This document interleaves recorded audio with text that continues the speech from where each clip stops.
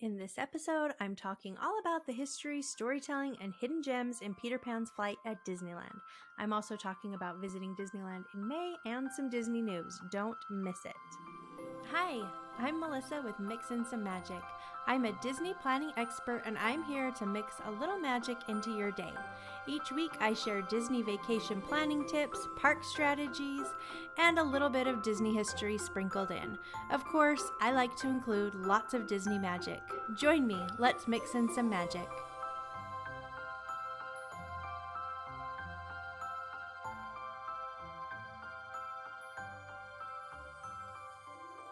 Welcome! I'm happy to have you here. First of all, thank you to everyone who has entered my $50 Disney gift card giveaway so far. I appreciate you so much. If you haven't entered yet, no worries, there's still time.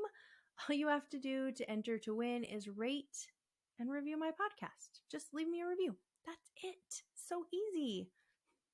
Not every platform will let you leave a written review, which is frustrating, but if the platform you listen to will let you, I would really appreciate it. It helps keep my podcast at the top of the search list so that people can find it. It's also a really great way to support my show, and you might win a gift card. This is the last week to enter, so if you've been dragging your feet, now is the time to leave a review. The giveaway ends May 2nd, and I'll announce the winner on next week's episode. Can't win if you don't enter. There's been some crazy stuff happening at Disneyland this week, like really crazy. First of all, on Wednesday, there was some technical issues with the front gate system at Disneyland, which meant that no one could get into the parks. This happened right about when park hopping began, so bunches of people were stuck in the Esplanade and not able to get into the park. Luckily, it was a short-lived problem, but guests were still pretty annoyed, understandably. Then on Saturday night during Fantasmic, Maleficent the Dragon caught fire and was engulfed in flames. Like fire. Luckily, no one was injured, well, except Maleficent, or Murphy as cast members affectionately call her. She didn't make it. She was called Murphy after Murphy's Law, which states that anything that can go wrong will, because apparently she had a ton of problems and that kind of led to her nickname. Word on the street is that it took firefighters 2 hours to get the fire under control. The Fantasmic show is temporarily closed, but probably not for long. So if you're visiting soon, don't worry. There's actually a projection of a dragon that can be used in the show in a pinch. It's definitely not as cool, but it's better than nothing, and I'm sure that Disneyland will get that up and running as soon as possible so that the show can go on while they're making a new dragon. It's also worth mentioning that we're halfway to Halloween. So if you've ever thought about visiting Disneyland during Halloween time, now is the time to really get serious about thinking and starting to make a plan. I'll put my guide to Disneyland at Halloween time in the show description so you can check that out. If you're planning on visiting during Halloween time, now is the time to get your hotel booked. Hotels will book up quickly, and the best ones book up first. People are already making reservations for Halloween time. So if you're going, make sure you book your hotel now so you can get the best price and the best selection. Check out Getaway today for the very best deals on hotels. They are sponsors of my show and are the very, very best. I just love them.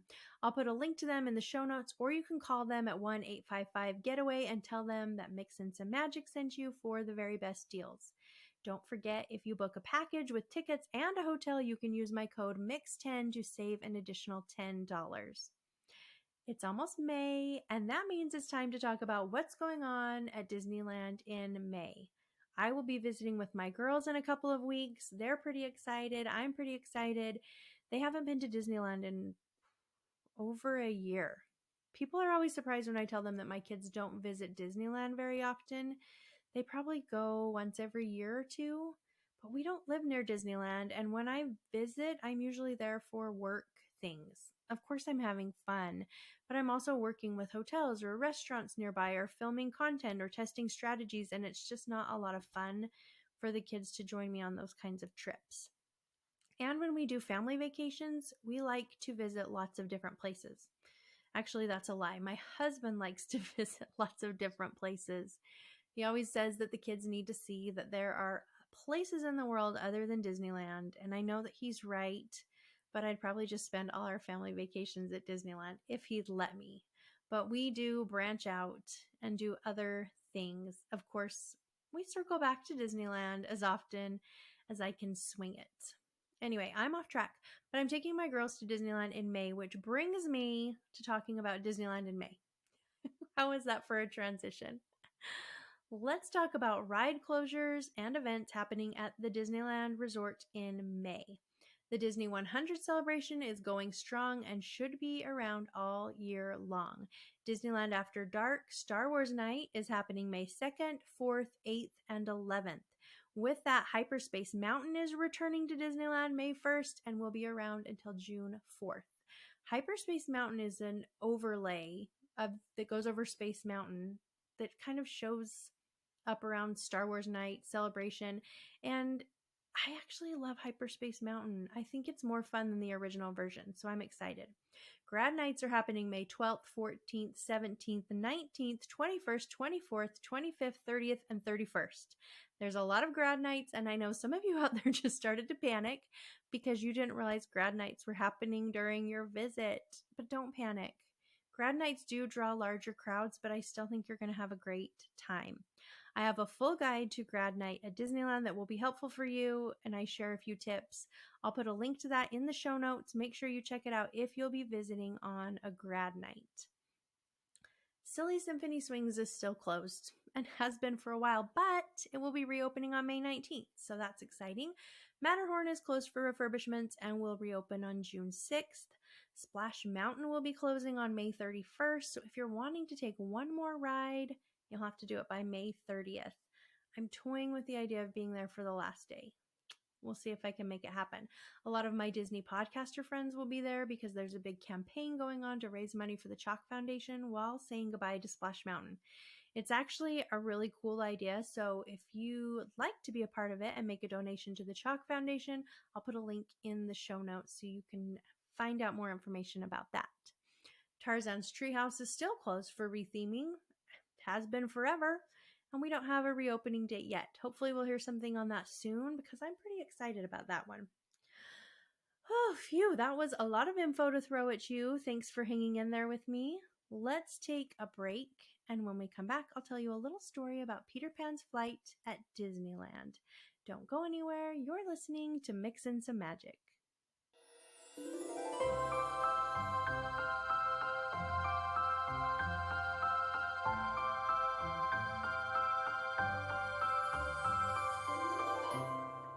Once upon a time, there was a wonderful attraction at Disneyland called Peter Pan's Flight.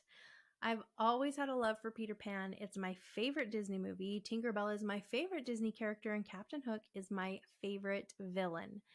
I think Peter Pan may have been my first celebrity crush. Can a cartoon be a celebrity crush? I remember thinking he was pretty adorable back when I was in first or second grade. The whole story of Peter Pan really captivated me since I was a little girl. I was never really into princesses, but I loved the idea of pirates and fairies and mermaids. The idea of pixie dust and being able to fly off to another world filled with magic and adventure completely captivated me from a very early age. It's just such a beautiful story about the fleeting innocence of childhood, and I just love it. The first line of the movie says, "This has all happened before and it will all happen again." So because of that line, when I was little, I believed that my chances of going to Neverland with Peter Pan were pretty good. I remember gazing out my window and hoping that Peter Pan would come and take me to Neverland, because what an adventure that would be. I've read the book, I've seen all the variations of the movie, and I enjoy all of them. There's actually a new film coming to Disney Plus on April 28th called Peter Pan and Wendy that I'm excited to check out. Well, because I love the story of Peter Pan so much, it's no surprise that I love the Peter Pan attraction at Disneyland. My sister and I used to play a game when we were little called Where Would You Live? So if we were visiting Disneyland, then we would decide which attraction we would make into our bedroom if Disneyland was our home. My sister would always pick the castle because she always was super into princesses and everything pink, and I would always pick the Peter Pan ride. Now, don't ask me how we thought we would make those attractions into our bedrooms because I have no idea. We were just little. I guess I was just going to sleep on one of the ride vehicles and ride around and around all night. I have no clue. But it gave us something to daydream about while we were waiting in line at Disneyland, and it was kind of fun. Let's start by talking about the history of this attraction. Peter Pan's Flight was one of the original rides that was available on opening day in 1955. You can now find it at Disney World, Disneyland Paris, Tokyo Disneyland, and Shanghai Disneyland. Peter Pan was always going to be part of Disneyland. Walt loved the story and had for years. He actually made the Peter Pan film that was released in 1953, and it was a huge hit with audiences. Walt knew that he wanted to implement it into his new theme park idea and was starting to make Tinkerbell a face of the company too. In November of 1954, Walt wrote a letter to his sister Ruth about the progress that he had made in Disneyland. He describes Fantasyland to her in the letter. He said, "Here you will find the Sleeping Beauty Castle, a number of fantastic rides. Everything here will be based on the idea of fantasy. We will recreate portions of Snow White, Peter Pan, Alice in Wonderland, which will be known as walkthroughs and fly-through in the case of Peter Pan." Before it was decided that the ride vehicle would actually be a ship that would fly guests through the attraction, Imagineers were considering some type of vehicle that would make you feel like you were flying on Peter Pan's back, which I can't even imagine. It's kind of funny though. Peter Pan's Flight is classified as a dark ride, which doesn't mean that the ride is in the dark, although parts of it are. A dark ride is a ride that moves guests through multiple scenes to create a narrative. So in dark rides, Imagineers use light and sound and props to take you through a narrative. They're essentially walking you through a story and using a dark space as the foundation to begin constructing it. The original intent of the attraction was for guests to fly through the ride as if they themselves were Peter Pan. So when the attraction first opened, Peter Pan was nowhere to be found. You didn't see him on the ride. This was the same with Snow White and Mr. Toad's Wild Ride. The main characters were not in the attractions. And incidentally, Mr. Toad's Wild Ride is the only attraction at Disneyland that didn't get a change down the road. You don't see Mr. Toad at all on the attraction because you yourself are supposed to be Mr. Toad. Well, most guests did not quite grasp this concept, however, and were left wondering why Peter Pan wasn't in the attraction. Maybe if they had been flying on his back, then it wouldn't have been so confusing. I don't know. So when Disneyland first opened, Fantasyland had a Renaissance Fair theme, which is so hard to even wrap your mind around. There were lots of colorful tents that were blue and red and yellow. It wasn't the European storybook theme that we know today. The facade of Peter Pan's Flight was much different than it is today. This is from Wikipedia. It says the earliest version of Peter Pan's Flight debuted at Disneyland on the park's opening day in July 1955. This iteration of the attraction was the shortest in length and contained the fewest animated figures and simplest audio. The queue line was largely external, and its exterior facade resembled a colorful medieval tournament tent adorned with stripes and decorative shields. As with contemporary opening day Fantasyland dark ride, Snow White and Her Adventures, and Mr. Toad's Wild Ride, guests boarded ride vehicles in front of a massive, elaborate mural adorned with characters and settings from the film on which the ride was based. Peter Pan himself did not appear in the original ride at all, aside from his depiction on the mural, nor did the Darling Children, the Lost Boys, the Mermaids, or the Native Americans, save for a captive tiger lily in the final scene. The 1955 Peter Pan attraction laid the foundation for the basic three-act structure that most subsequent versions of the ride have adhered to. Following the first brief scene inside the Darling Children's nursery, only about three-fifths its current size, guests sailed over the moonlit London skyline much the same as it is today. The fantastical realm of Neverland, seen entirely from an aerial perspective with no close-up vignettes or characters, and finally into the cavernous Skull Rock, where a sword-wielding Captain Hook ordered the bumbling Mr. Smee to shoot down riders as they flew by.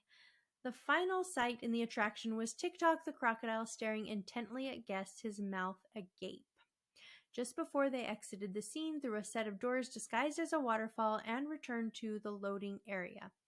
This simpler version of the attraction existed until 1982.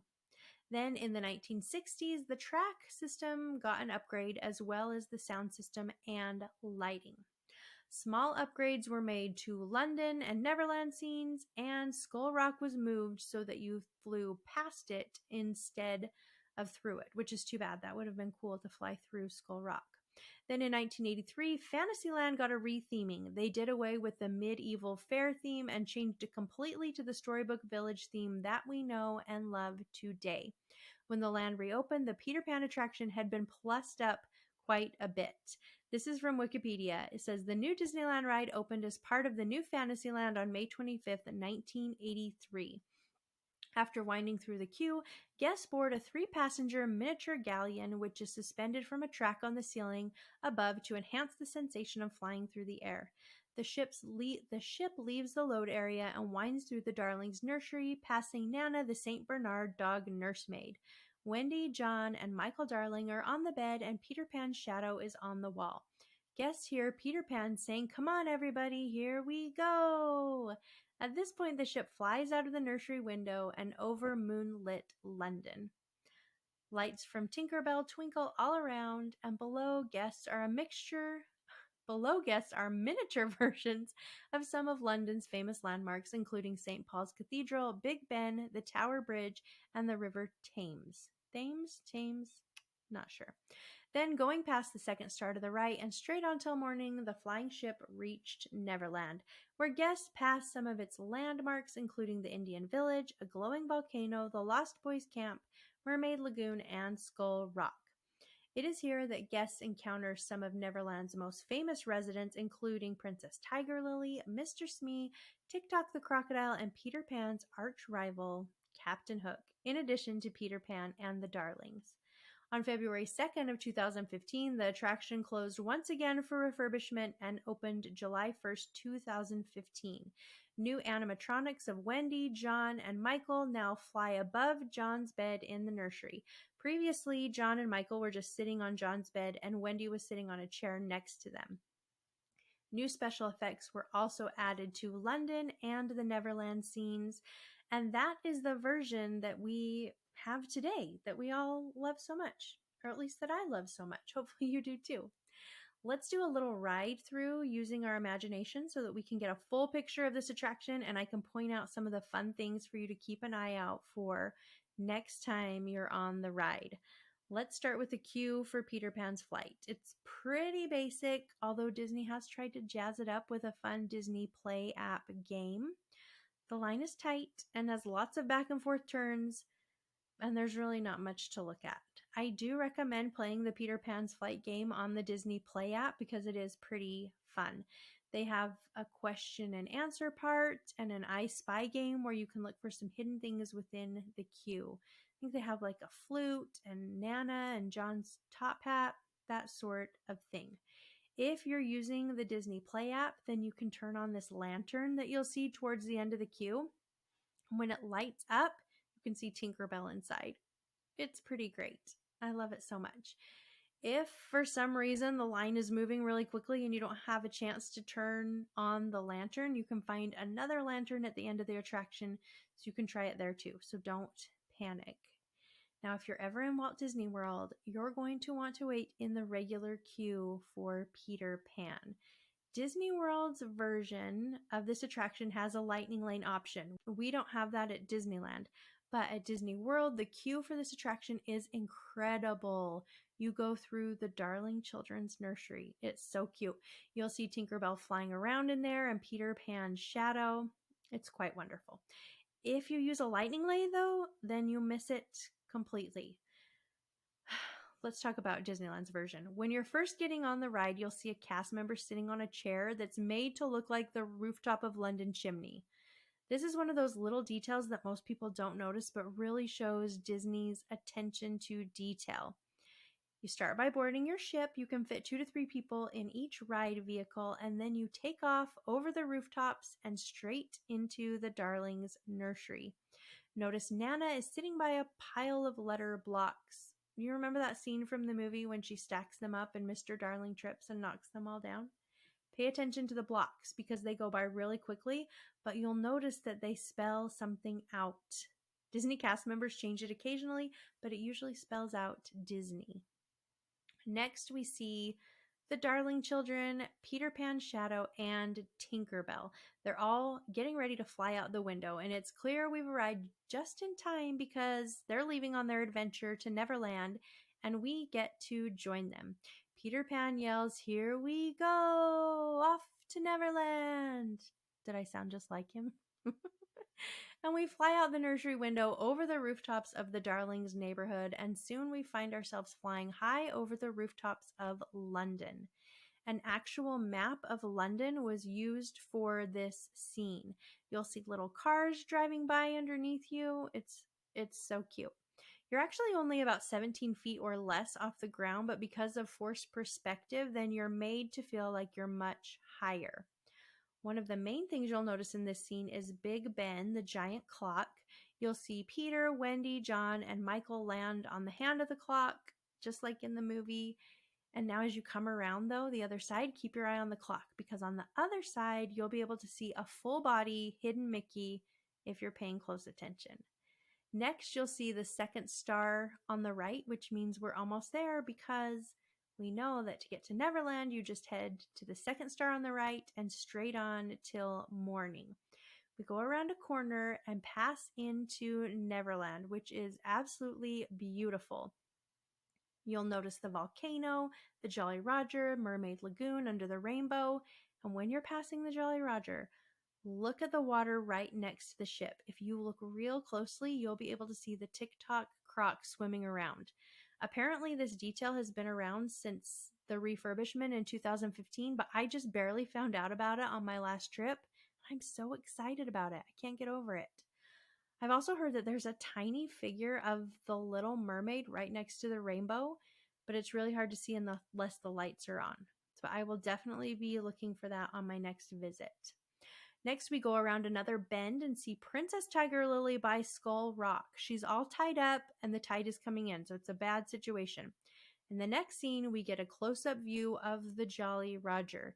Peter Pan and Captain Hook are fighting, and the TikTok croc is right below, hoping that Captain Hook will fall in and join him. Notice that Captain Hook's hook is on his right hand in both scenes on the ride, but in the movie and on the mural in front of the ride, the hook is on his left hand. Interesting, right? In this scene, John and Michael are tied to the ship's mast, and Wendy is being forced to walk the plank. So it's a bad situation. You'll also see Mr. Smee. He's one of my favorites. In the next scene, we fly by the Native Americans' camp, and then we have another scene of the ship. Apparently, Peter Pan's beaten Captain Hook because Peter is at the ship's helm, surrounded by all the children, and he says, "Cast off for London, pixie dust." And it's clear that Peter Pan is taking the kids home. Tinkerbell sprinkles the ship with pixie dust, and there's lots of sparkles in that scene that I just love. Incidentally, did someone remember to rescue Princess Tiger Lily? Because we don't see that, and I sure hope so.